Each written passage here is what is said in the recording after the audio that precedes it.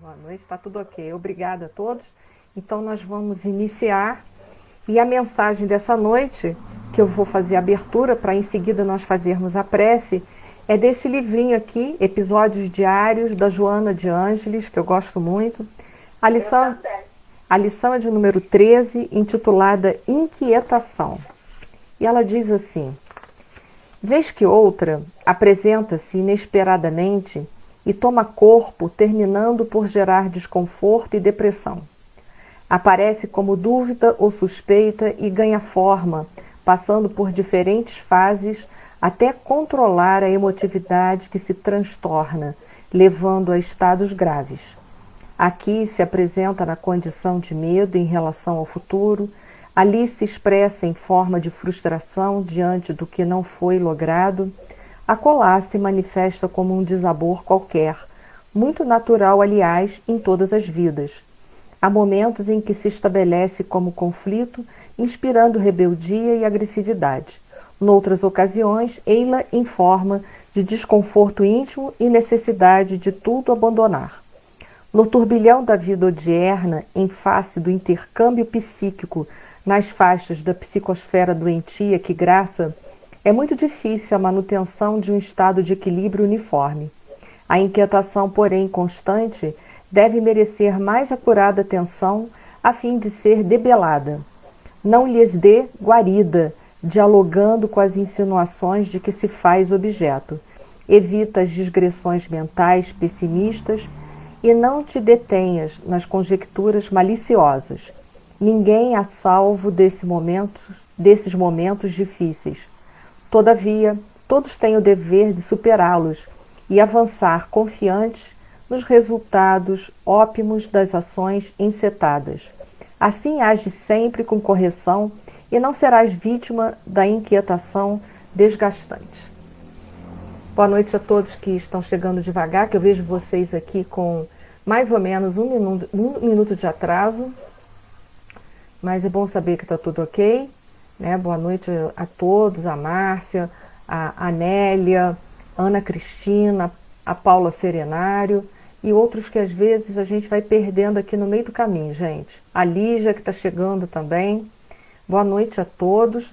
Nós vamos iniciar então a nossa prece, elevando os nossos pensamentos a Deus, nosso Pai Criador, esse Pai de misericórdia, de justiça misericordiosa, a Jesus, esse querido mestre, amigo, esse modelo e guia, aos nossos mentores, aos mentores da Casa de Oswaldo Cruz, do Movimento Espírita Petropolitano, a nossa gratidão por aqui estarmos reunidos essa noite em pensamentos, em sentimentos, apesar de estarmos distanciados fisicamente por esse momento de pandemia, mas os nossos corações permanecem entrelaçados no amor, no dever, na busca dos ensinamentos do nosso Mestre Jesus e na confiança do nosso Pai, que é toda justiça, toda misericórdia. Que essa paz e que esse amor que por ora já sentimos possa penetrar nos nossos lares, acalmar os nossos corações, levar fé, alento, esperanças para cada um de nós, mas possa também envolver de muita perseverança, de muita coragem e saúde a todos os profissionais que estão na linha de frente desta pandemia, que possam ser protegidos, resguardados, eles e suas famílias. E a nossa gratidão por a coragem desses profissionais, pela dignidade deles, renúncia e abnegação. Gratidão eterna, Senhor, também por tudo que temos recebido em nossas vidas, até mesmo pelas provas e expiações que sabemos que são importantes para o nosso crescimento emocional e espiritual. E com essa paz e com essa luz, damos por iniciada a nossa reflexão dessa noite. Gratidão. A todos que estão por aí já nesse instante, porque eu não estou vendo vocês simultaneamente, mas aos que estão chegando, ao Fernando, a Leida, a Angélica e tantos outros, uma boa noite. E o assunto que nós escolhemos essa noite para conversarmos um pouco aqui juntos, ele é intitulado Fome e Sede de Justiça.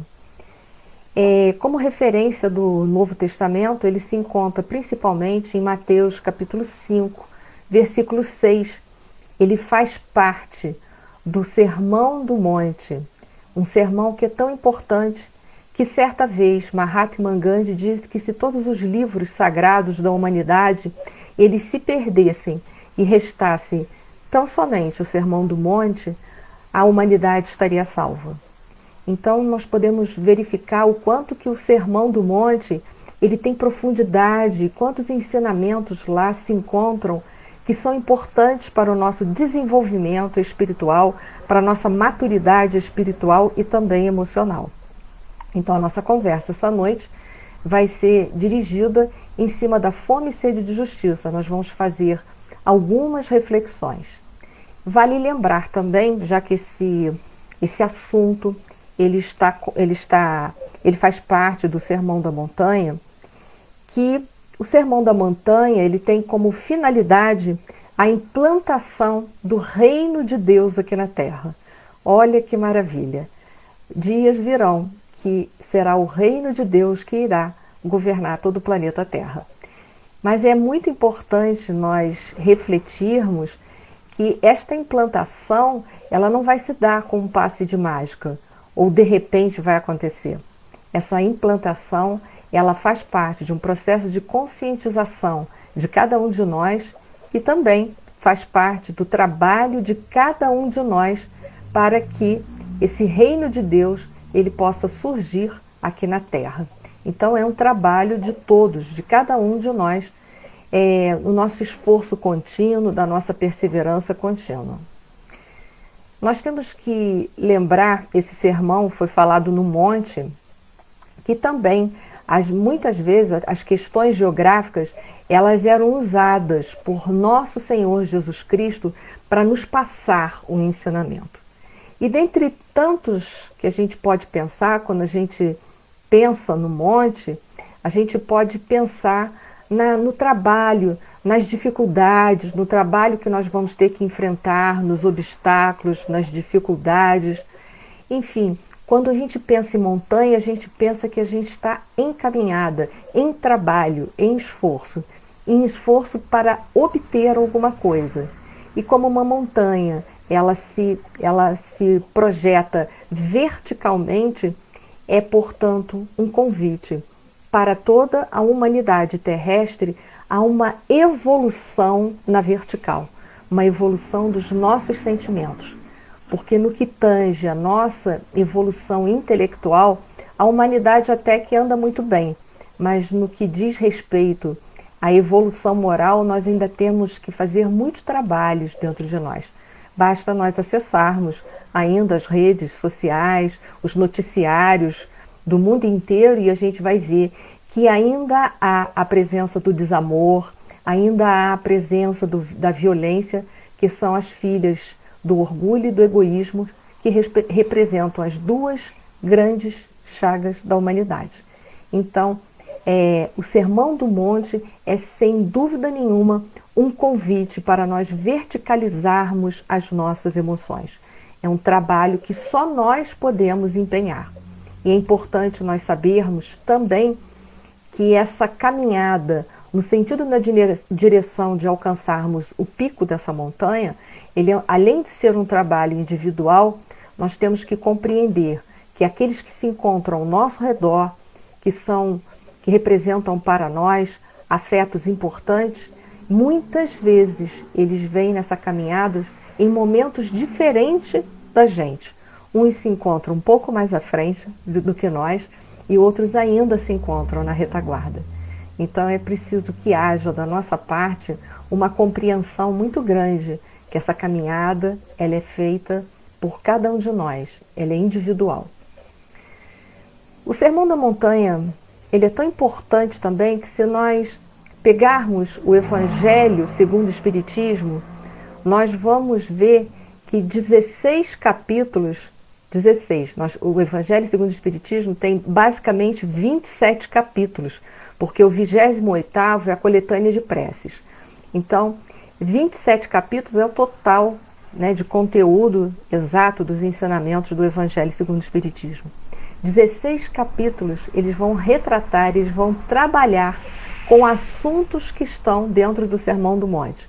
Por aí a gente vê 62% do Evangelho segundo o Espiritismo, ele vai estar trabalhando com o Sermão do Monte. Por aí a gente vê a importância do Sermão do Monte na nossa vida. O Sermão do Monte, ele é muito vasto, ele abre com as bem-aventuranças e ali dentro tem uma série de outros ensinamentos. Ele apenas abre com as bem-aventuranças. E é a bem-aventurança dessa noite, já que nós vamos tratar da fome e sede de justiça, ela diz assim: bem-aventurados os que têm fome e sede de justiça, porque serão fartos. A palavra, gente, bem-aventuranças, dentre algumas outras traduções, ela significa, em hebraico, ela significa em marcha. Então, quando a gente visualiza essa questão de em marcha, a gente vê uma pessoa em movimento com certeza, para alcançar esse pico da montanha, para verticalizar os seus sentimentos, as suas emoções, ou seja, para se moralizar. Então a palavra em marcha, ela simboliza movimento, ela simboliza também trabalho. Trabalho esse que ninguém pode fazer por mim. Ninguém pode transformar as minhas emoções em emoções de negativas para positivas. Ninguém pode trabalhar os meus vícios e transformá-los em virtudes. Nós é bem verdade que precisamos uns dos outros para realizar essa tarefa, mas em verdade ninguém pode fazer essa tarefa, mudá-la dentro do meu interior, não pode realizá-la para mim.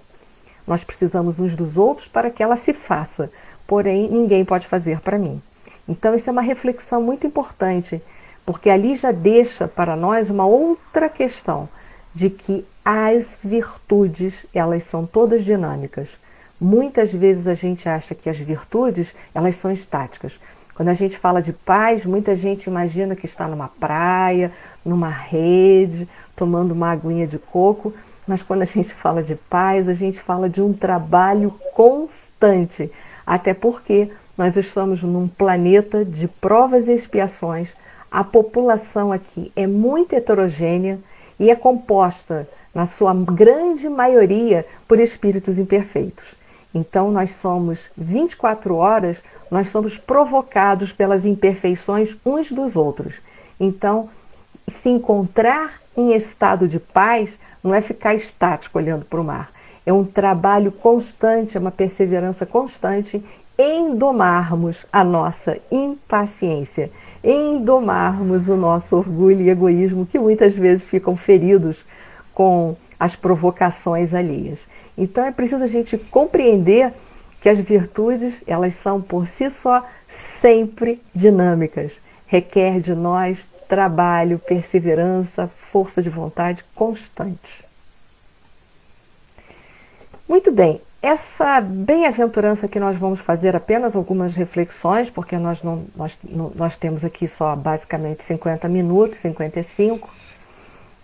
Ela fala aqui, bem-aventurados os que têm fome e sede de justiça, porque serão fartos.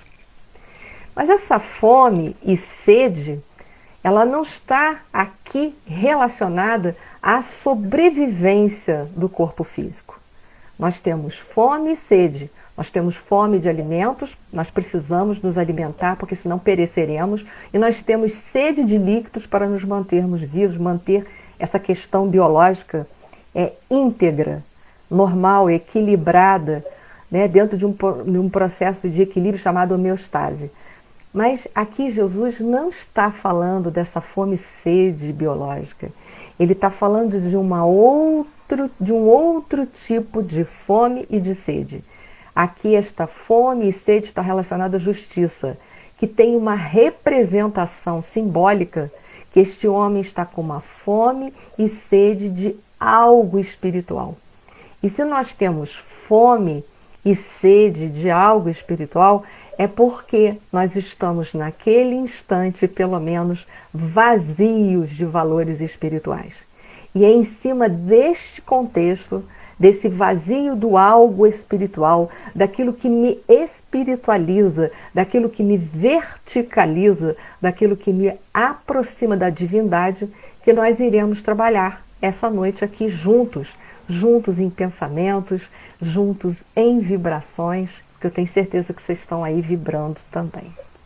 Então a gente já viu que essa fome, ela tem uma representação de uma busca das leis divinas na nossa vida. Porque, em verdade, esta fome e sede, nós agora estamos muito com essa fome e sede, porque nós estamos mais despertos para as questões espirituais. E as promessas humanas, o materialismo que ainda é vigente na grande parte da humanidade terrestre, elas não mais nos completam. Então, nós estamos agora, nesse momento da humanidade, que nós já estamos muito mais próximos do planeta de regeneração e distantes, portanto, cada vez mais do planeta de provas e expiações, que nós sabemos que essa passagem ela é gradual, ela não se dá imediatamente, ela vai se fazendo. Nós estamos com fome e sede das leis de Deus. Elas representam também, para esse homem da modernidade líquida, que é designada pelo sociólogo polonês Zygmunt Bauman, ela representa também o abandonar da autossuficiência. Esse homem que ainda se acredita que ele é a autossuficiência. E nós sabemos que a autossuficiência ela é filha dileta do orgulho. Porque nenhum de nós aqui na Terra é autossuficiente. Para nós estarmos aqui essa noite, nós precisamos de várias pessoas, de pessoas que criassem as redes sociais, de pessoas que mantivessem a internet. Nós precisamos de uma série de pessoas para estar aqui essa noite. Nós precisamos de pessoas que construíssem esse microfone, nós precisamos de pessoas que construíssem um computador, nós precisamos de pessoas que confeccionassem as nossas roupas, nós precisamos de uma série de pessoas para nós estarmos aqui nesse planeta. Aliás, essa interdependência sempre existiu. Nós nascemos pelas pessoas, precisamos das pessoas ao longo da nossa vida e vamos até o fim precisando uns dos outros. É da lei de Deus, que é a fraternidade universal. É da lei de Deus, porque se nós todos somos filhos de Deus, nós todos somos irmãos. E os irmãos se encontram numa família e os irmãos precisam uns dos outros para poderem se manter. Então, essa fome e sede, ela representa também o abandonar ou o despertar da necessidade de deixar de acreditar de que somos seres autossuficientes. Eu tenho a impressão de que eu perdi agora, nesse instante, o contato com vocês. Eu preciso saber, porque aqui no meu computador deu que eu perdi a câmera. Eu preciso saber de vocês aí, se eu saí do ar ou não. Vamos ver aqui, eu vou tentar retornar para saber se eu saí do ar. Muito bem. Caros amigos, me respondam aí se eu continuo no ar, porque aqui para o meu computador a câmera está negra, está acusando que eu estou fora do ar.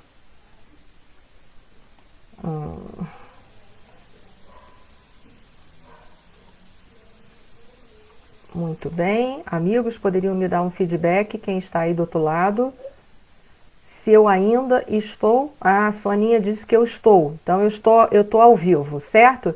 Eu então estou sem câmera, eu estou vendo tudo negro, mas tudo bem. Se eu estou aí com vocês, se dá para vocês me ouvirem e me ver, ok, então vou seguir. Então estou dando seguimento. Vamos lá. Então essa fome e essa sede de justiça, ela tem uma representação simbólica, que é a busca do homem pelas leis de Deus, do abandonar a autossuficiência, essa crença de que nós somos autossuficientes, de que não precisamos uns dos outros. Isso é mentira, todos nós precisamos. Ela representa também essa fome e sede de justiça, ela representa a busca da fé. E nós precisamos da fé, de nos conectarmos com a divindade. E a fé, ela só pode nascer dentro dos nossos corações a partir do momento em que nós trabalharmos as outras 3 bem-aventuranças que vêm atrás dessa, que essa é a 4ª bem-aventurança. Nós precisamos, para o despertamento da nossa fé, trabalharmos, por exemplo, a questão da humildade, que é a virtude que nos dimensiona em nosso real tamanho, que nos mostra quem nós somos verdadeiramente.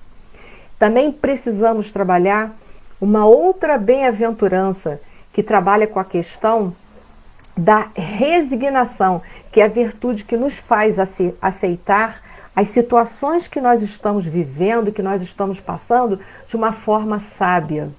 E também ela precisa, para que a fé possa surgir dentro de nós precisamos trabalhar as questões da mansuetude, que é a virtude que nos afasta da revolta, de acharmos que nós não precisamos, que nós não merecemos passar por aquilo, pelas situações que nós estamos vivenciando. Então, para que haja toda essa construção da fé, dessa fé que vai nos aproximar do nosso Pai e ao mesmo tempo vai resgatar a vivência das leis de Deus dentro de nós e saciar a nossa fome e sede de justiça, nós vamos precisar trabalhar as outras 3 bem-aventuranças que vêm atrás, que são bem-aventurados pobres de espíritos, que trabalham a questão da humildade, os bem-aventurados os que sofrem porque serão consolados, que trabalha a questão da resignação, e bem-aventurados brandos e pacíficos, que vai tratar a questão da mansuetude. São 3 virtudes essenciais para quê? Para nós nos aproximarmos, através da fé, do nosso Criador, do nosso Pai, e podermos saciar a nossa sede de fome e de justiça, porque com isso estaremos, em verdade, nos aproximando da lei de Deus. Ô, gente, eu continuo ao vivo, né? Então tá bem, então vamos seguir lá. Porque aqui para mim tá tudo negro, é uma sensação muito estranha eu falar para uma tela totalmente negra, muito estranha. Bom, essa fome e sede de justiça também nos levam a entender que os valores humanos, as questões humanas, elas são passageiras, elas são transitórias, que só as virtudes são eternas, pois estão em concordância ou em ressonância ou em consonância com as leis de Deus.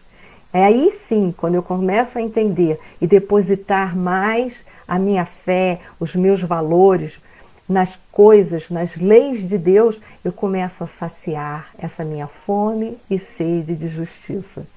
Há também, dentro desse processo de reflexão, nesta bem-aventurança, um chamado para mudanças de prioridades. Essa bem-aventurança, ela é uma chamada para nós mudarmos as nossas prioridades. Nós que já estamos vindo nessa caminhada de várias reencarnações, valorizando muito mais a Mamon do que Deus, essa bem-aventurança, ela não só nos leva a esses processos de reflexão, mas ela também nos leva a uma reflexão que necessitamos, com urgência, mudarmos as nossas prioridades. Ou seja, a maior de todas as prioridades do homem hoje aqui na Terra é desenvolver-se espiritualmente, desenvolver-se emocionalmente para que ele possa evoluir e poder prosseguir nesse planeta de regeneração que está sendo construído a cada dia. Ou seja, a cada dia mais estamos próximos do mundo de regeneração ou mundo de transição que também é chamado. Quem puder ainda me dar algum feedback se eu estou ao vivo, por favor, me dê mais um feedback. É muito estranho falar para uma tela preta. Quem puder colocar aí, por favor, eu agradeceria. Muito bem. É uma fome e sede de justiça. Nós já vimos que é um convite para nós renovarmos os nossos valores, direcionarmos a nossa visão para as questões espirituais. É para o espiritualizar-se que essa bem-aventurança está dando uma chamada para a gente. E também vale a reflexão da questão de que a nossa busca é a busca dos valores espirituais, da justiça de Deus. Então, nós compreendemos que a justiça de Deus ela é diferente da justiça dos homens, porque a justiça nossa, a justiça dos homens, ela é uma justiça imperfeita, porque ela não é capaz de fazer uma avaliação em todos os ângulos. Nós não conseguimos olhar para uma situação, por uma injustiça social, para aquele que está cometendo uma injustiça, nós não conseguimos avaliar a pessoa, a situação, de vários ângulos, até porque, por sermos espíritos imperfeitos, a nossa visão das situações da vida são muito restritas. Então, ela é imperfeita porque nós não conseguimos ver de todos os ângulos. Ela é imperfeita também, a justiça humana, porque é uma justiça partidarista. Uma justiça que, portanto, toma partido de uns em detrimento de outros. É uma justiça que ainda é muito permeada por preconceitos, porque ainda somos pessoas também preconceituosas. É uma justiça que ignora todos o ser como um todo, o homem integral. Ela não é capaz de abarcar todos esses ângulos do homem integral, que é um ser biopsico-soto-espiritual. Ela não é capaz de avaliar todas as nossas reencarnações, por exemplo. Ela só é capaz de avaliar um momento, uma pequena fatia da nossa existência. Então, a nossa justiça que é feita por nós, pelas nossas limitações, ela tem muitas falhas. Ela é importante, mas ela tem muitas falhas. Vamos seguindo o nosso raciocínio aí. Eu espero que esteja tudo bem, aí tudo ok. Ninguém me deu mais nenhum feedback ou eu não estou conseguindo ver vocês. Eu vou seguir. Qualquer coisa alguém deve me ligar. Vamos lá, gente, vamos seguindo. Bom, a justiça humana, a gente sabe que ela é toda permeada pelas nossas imperfeições, pela nossa visão estreita ainda, porque a nossa condição de evolução moral e espiritual ainda não é a ideal. Ela deixa muito a desejar. A justiça divina não, ela é uma justiça providencial, ela é sábia, ela sim, ela é capaz de saciar toda a nossa fome, toda a nossa sede. Ela sim é capaz de dar a resposta, de nos alcançar em todos os momentos. Mas é bem verdade que a justiça de Deus, ela vem para nós não exatamente da forma que nós desejamos e idealizamos, porque muitas vezes a gente está esperando que Deus faça determinada, a gente pede uma coisa para Deus e a gente espera que venha tal e qual a gente imagina, tal e qual a gente está solicitando. Não, a justiça de Deus, ela vem na medida certa e ideal para cada um de nós. Nem um pouco a menos, nem um pouco a mais. Ela é equilibrada. Quando Deus nos responde através da sua justiça, Ele vai responder na medida daquilo que cada um de nós precisamos, não na medida que cada um de nós queremos, porque nós desejamos muitas coisas, às vezes, que não são boas para nós, não são positivas, não são produtivas para nós. Então a justiça de Deus é bem diferente daquilo que nós muitas vezes idealizamos. E é isso que a gente precisa fazer essa compreensão. Bom, diante dessa nossa introdução de mostrar que essa sede e fome de justiça, ela está relacionada a um vazio que existe dentro de nós, que precisa ser preenchido pelas leis divinas, nós agora vamos nos utilizar das tradições espirituais para nós aprofundar um pouco mais as nossas reflexões e fazermos e darmos para vocês alguns exemplos práticos do que representa o saciar essa fome e sede de justiça. Eu vou usar a tradição dessa noite através da obra de Amélia Rodrigues, intitulada Pelos Caminhos de Jesus, capítulo 14, A Confiança em Deus. Mas antes, quero ressaltar uma coisa que é de suma importância para todos nós. O que representa, o que significa tradições espirituais? Tradições espirituais são narrativas que são contadas no mundo espiritual, da qual, gente, nós não sabemos se verdadeiramente aconteceu como está narrando, ou se foram criadas com o intuito de aprofundar e ampliar as nossas reflexões em relação aos ensinamentos de nosso Senhor Jesus Cristo. É isso que representa as tradições espirituais. Porque muitas pessoas já me perguntaram assim, mas isso que você está falando das tradições espirituais, eu fui buscar lá no Novo Testamento, não tem nada disso lá. Não tem mesmo. Isso são histórias, são narrativas que são contadas no mundo espiritual e que estão narradas nas obras que eu cito para vocês. A obra dessa noite é de Amélia Rodrigues, intitulada Pelos Caminhos de Jesus, capítulo 14. Aqui será narrada a história de um homem que sofreu as consequências da sua crença na autossuficiência. Ele acreditava na autossuficiência, acreditava nos valores de Mamão, acreditava nos valores, mais dos valores humanos do que nos valores de Deus. E agora, em dado momento da sua vida, ele sofreu uma série de coisas que ele começou a ter fome e sede da justiça divina. E é essa história que nós vamos contar. Nós vamos ver a história desse homem que se acreditava autossuficiente. Era um homem orgulhoso e que depositava toda a sua energia de vida nos valores que a traça e o ferrugem corrompem. E agora a gente vai essa noite, através desse homem, aprender um pouco mais como saciar a nossa sede e como nos distanciarmos dessa crença falsa da autossuficiência. Vamos lá, gente? Vocês estão preparados? Eu espero que a live esteja realmente acontecendo, que aqui está dizendo que ainda está ao vivo. Eu espero que eu esteja ao vivo. Vamos lá, gente. Amaleque Bar Aquis é o nome da pessoa, Amaleque Bar Aquis. Bar significa filho de Aquis. Então, Amaleque, filho de Aquis, ou seja, Amaleque Bar Aquis, vivera o fastígio e a opulência em Jerusalém. Transitava com facilidade na Torre Antonina, nos palácios de Pôncio Pilatos e também de Caifás, que era o sumo sacerdote.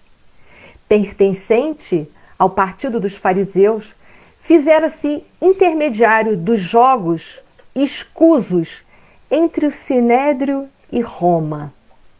Amealhava fortuna, conseguira bajuladores, mas não fizera amigos. Os poderosos normalmente estão assim, gente, cercados de homens interesseiros e ingratos, que os parecem proteger e ao mesmo tempo sustentar, até quando descobrem que lhes convém mudar de partido ou mudar de equipe de liderança.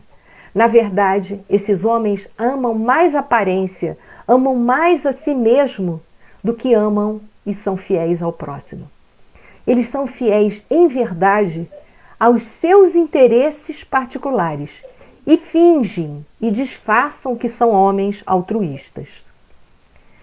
Esses homens, eles acompanham os seus senhores, invejando-os e ao mesmo tempo detestando-os, porque em verdade eles almejam o lugar daqueles homens de poder e de fortuna.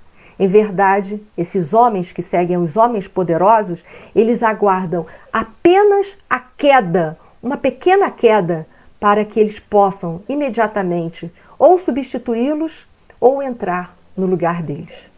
Quase sempre nesses grupos que são chamados de partidários, olha aí a justiça humana que é muito partidária, há aqueles que anelam também pelo comando. Então são aqueles que, em verdade, ficam apenas esperando a pessoa com poder cair para poder tomar o lugar dela, esquecendo muitas vezes que as funções de comando e de poder, em verdade, elas representam responsabilidades inalienáveis, porque um dia todos nós teremos que responder pelos lugares que ocupamos aqui na Terra. Não importa se lugares de grandes destaques ou pequenos destaques. Para a contabilidade de Deus é assim.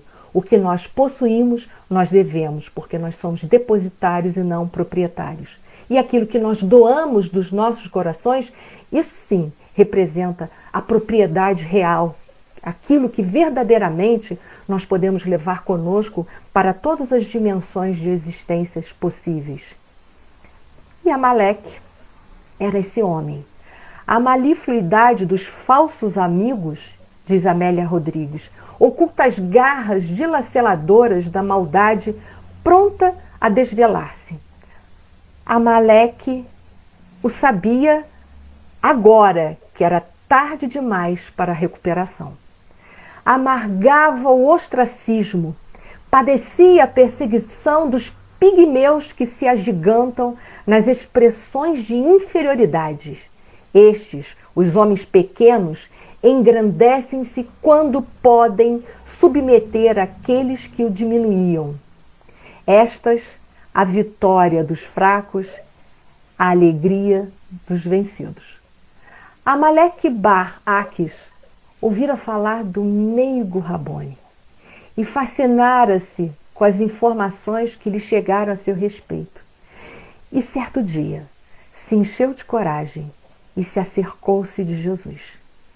O mestre tocou-o, arrastou-o com o seu magnetismo forte e diáfano, e sem mais delongas, Amaleque compreendeu a escassez do tempo e a urgência que ele trazia dentro de si e foi direto ao assunto. Eu sei, disse Amaleque, que sois de Deus, pois que diferes de todos os homens que jamais conheci em minha vida. Carrego, Senhor, pesado fardo de aflições e necessito ouvir-vos. Tende paciência e ajudai-me. Como conduzir-se, na vossa visão, o homem espoliado dos seus direitos e haveres, qual cadáveres sobre as garras dos abutres famélicos? Jesus lhe responde, mantendo a confiança em Deus. Amaleque diz, e quando, injustiçado, traído pelos amigos e relegado ao esquecimento daqueles que, inclusive, devem o que têm e o que são? E Jesus, amavelmente, o responde, perseverando, confiante na justiça de Deus. E aí Amaleque diz, e se adicionado aos sofrimentos experimentados, a família desertar, fugindo a solidariedade ao dever sagrado do lar?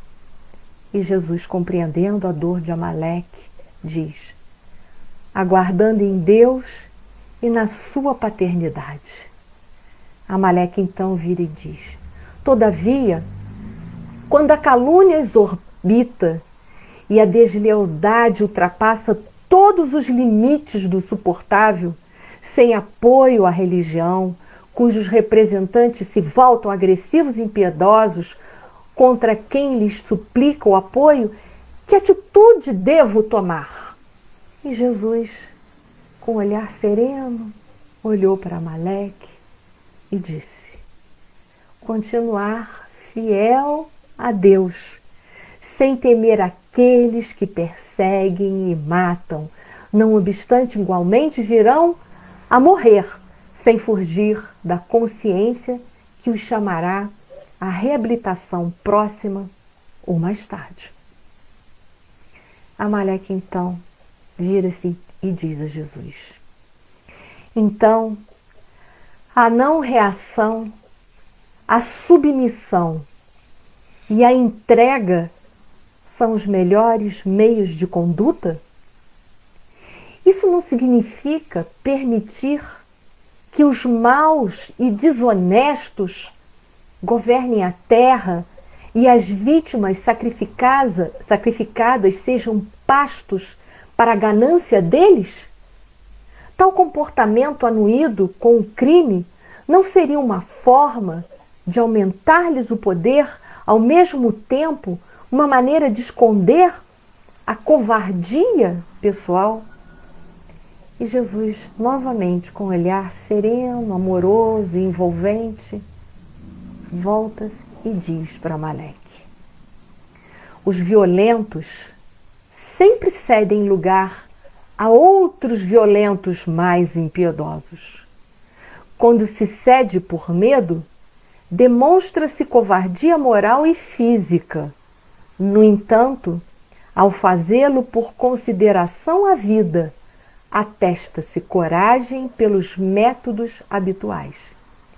Engalfinhar-se nas lutas selvagens pela disputa de valores sem valor real é pugnar-se por nonadas que não preenchem o vazio do coração. Os dominadores, aqueles que traem, quantos se locupletam nos desvios da honra, enganam-se a si mesmos. A presença do Pai todo amor, neles próprios, manifestar-se-lhes oportunamente, sem que haja novos golpes para espoliá-los e afligi-los.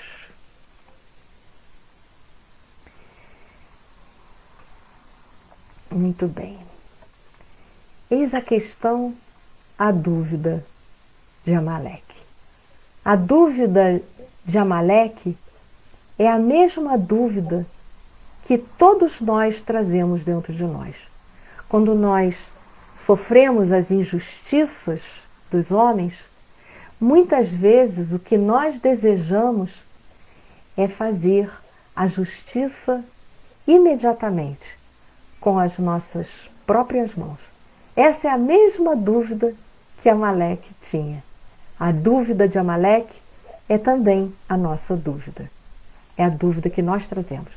Porque muitas vezes, pelo nosso imediatismo, nós acabamos sendo levados pela violência, agimos com violência, achando que vamos corrigir e conter a violência alheia com outra violência. Mas, gente, violência gera violência. Nós precisamos quebrar esse padrão, quebrar o padrão antigo do desforço que vem sendo permeado na nossa vida. Se nós, gente, desejamos um mundo mais justo, um mundo com mais paz, precisamos nós construirmos essa justiça, nós construirmos essa paz dentro de nós. Então a dúvida que Amaleque tinha é a mesma dúvida que nós temos hoje, que nós queremos corrigir os males do mundo com outros tantos males através de nós. Mas por que nós ainda agimos dessa forma? Porque nós ainda não compreendemos uma coisa. Nós ainda não encontramos no bem um bem para todos nós. E é por isso que nós agimos ainda com violência. Porque não encontramos no bem um bem para todos nós. No Livro dos Espíritos, na questão 875, Kardec pergunta sim aos espíritos superiores. Eu espero que eu ainda esteja presente aqui ao vivo com vocês. Ele pergunta assim: como se pode definir a justiça? E aí os espíritos respondem: a justiça consiste em cada um respeitar os direitos dos demais. Então a justiça, ela consiste no respeito dos direitos. Kardec, então, para esmiuçar um pouco mais, na 876, ele continua e pergunta assim: posto de parte o direito que a lei humana consagra, qual a base da justiça segundo a lei natural, ou seja, segundo a lei de Deus? E aí os espíritos dizem assim, disse o Cristo: queira cada um para os outros o que queira para si mesmo, ou seja, que cada um faça com o outro aquilo que gostaria que fizesse com eles próprios. Então Kardec, já sabendo que o homem poderia tentar burlar essa questão da justiça, ele pergunta um pouco mais para saber o que representa verdadeiramente, o que é respeitar verdadeiramente os direitos das outras pessoas. Então ele relembra a passagem do Cristo: faz com os outros aquilo que você gostaria que fizesse com você. Se você não gostaria que fizesse isso com você, não faz também com os outros. Porque se fere o outro, também pode vir te ferir. Então a justiça é nós respeitarmos os direitos uns dos outros. É agirmos com os outros da mesma maneira, da mesma forma que nós gostaríamos que os outros agissem conosco. Se nós agirmos assim, nós estaremos saciando essa fome e sede de justiça, que diz lá essa bem-aventurança. Bem-aventurados os que têm fome e sede de justiça, porque serão fartos. É uma promessa, é uma afirmativa, mostra uma consequência. Se você tiver a sede e a fome de justiça, essa justiça divina, essa justiça que nos resguarda 24 horas, essa justiça que não dorme, que está presente na humanidade 24 horas, zelando por todos nós, amparando a todos nós, se nós acreditarmos nessa justiça, se nós buscarmos viver pautados dentro dessa justiça divina, consequentemente, nós seremos fartos, porque essa bem-aventurança diz que nós teremos como consequência nós nos sentirmos fartos, nós nos sentirmos plenos, nós nos sentirmos amparados. E diz mais lá assim, isso caso nós não venhamos, é claro, querermos fazer a justiça com as nossas próprias mãos, como nós estamos fazendo já há várias e várias reencarnações. Nós obteremos essa consequência de estarmos fartos, nós seremos atendidos se nós nos abstermos de fazermos a justiça com a própria mão, se nós nos abstermos da vingança, se nós nos abstermos do nosso imediatismo que quer resolver tudo para agora. Aí sim, se nós abrirmos mãos dessa nossa justiça precária de querermos tudo resolver a tempo e a hora, mas acreditar em Deus que é tempo de plantar e é tempo de colher, se nós tivermos a capacidade de perdoar, se nós tivermos a capacidade de entender, se nós trabalharmos a mansuetude dentro de nós, com certeza nós seremos fartos. Nós nos tornaremos fartos, sim, é consequência, portanto, de nós nos tornarmos fartos. Fartos é consequência dos nossos atos. Mas quais têm sido os nossos atos em sociedade? Diante das injustiças, diante das nossas violências em sociedade, nós temos procurado agirmos dentro de um clima de amor, de perdão, de entendimento, onde nós temos agido dentro de um clima de indiferença, dentro de um clima de vingança. Qual tem sido a minha atitude para que eu possa verdadeiramente ser farta, para que eu possa verdadeiramente estar coberta pela justiça de Deus?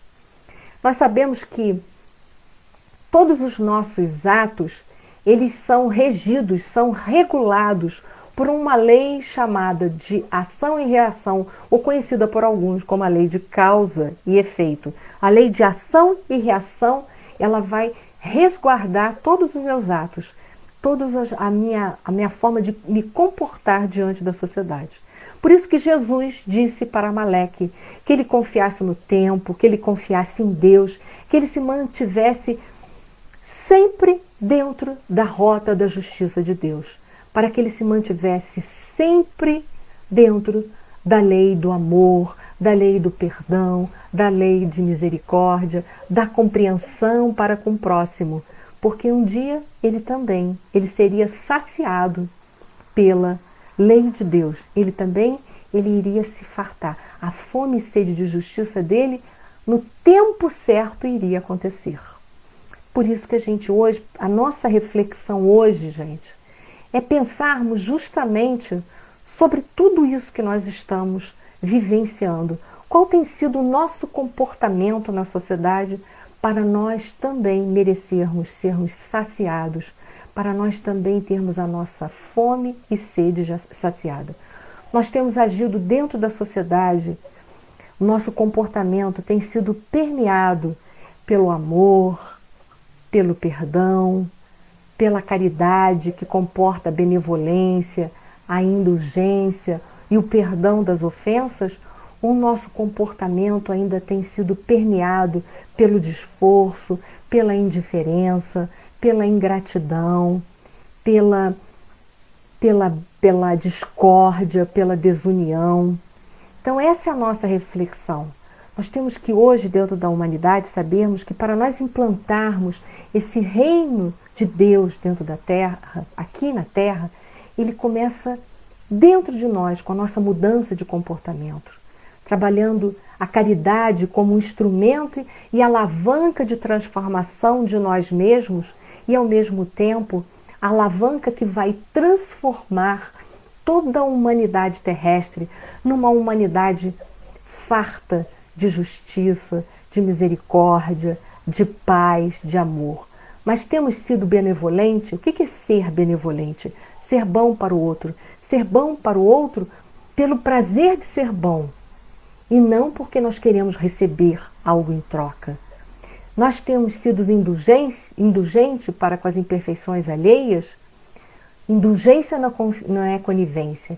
A indulgência é a compreensão do mal do outro, é estar do lado do outro e não estar do lado do erro do outro. É estar junto com o outro quando o outro cai, ser a mão que se estende, que ajuda o outro a sair daquela condição de injustiça, a sair daquela condição de violência. Isso é o trabalho. Isso, se nós agirmos com indulgência, nós estaremos promovendo a paz aqui na Terra e, ao mesmo tempo, nós estaremos saciando a nossa fome de sede de justiça. Nós temos perdoado aqueles que nos ofendem? Perdoar é muito mais do que esquecer o mal, mas é conseguir estar com aquela pessoa sem que o coração bata diferente.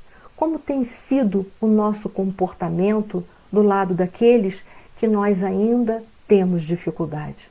Porque essa bem-aventurança, ela está querendo mostrar para nós justamente que a nossa fome e sede de justiça, ela vai ser vencida quando nós vivenciarmos a lei de Deus, que é a lei do amor, que é a lei da benevolência, que é a lei da injustiça, da justiça, que é a lei do perdão, que é a lei da caridade.